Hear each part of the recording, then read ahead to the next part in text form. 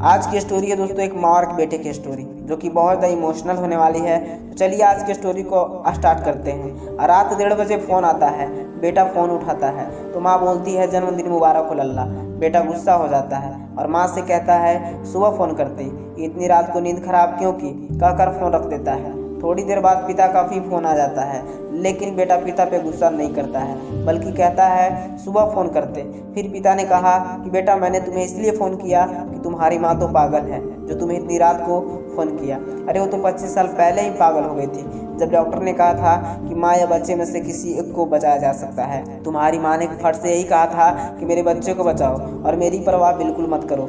तुम्हारे जन्म से पहले डॉक्टर ने दरख्वास्त करवाए थे कि अगर कुछ हो जाए तो हम जिम्मेदार नहीं होंगे। खैर भगवान का शुक्र है कि उस दिन तुम्हारी पागल माँ बच गई। रात 1:30 बजे तुम्हारा जन्म हुआ और शाम 6 से 1:30 बजे तक तुम्हारी माँ प्रस्ताव पीड़ा से पीड़ित हुई। तुम्हारा जन्म होते ही वह सारी पीड़ा भूल गई। उसी खुशी का कोई ठिकाना ही नहीं था। तुम्हें साल में एक दिन फ़ोन किया तो तुम्हारी नींद खराब हो गई, और मुझे तो रोज़ रात 25 साल से रात 1:30 बजे फ़ोन उठाती है, फ़ोन करती है और कहती है देखो हमारा लल्ला का जन्म इसी वक्त हुआ था।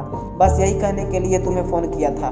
बेटे इतना कह के पिता फ़ोन रख देते हैं। बेटा दुखी हो जाता है और सुबह माँ के घर जाता है और माँ से पैर पकड़कर माफ़ी मांगता है। तब माँ कहती है देखो जी मेरा लल्ला आ गया है। फिर बेटा पिता से माफ़ी मांगता है।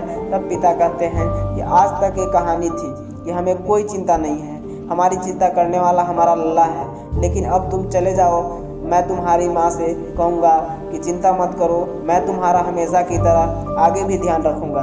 तब माँ कहती है माफ़ कर दो, लल्ला हमारा है।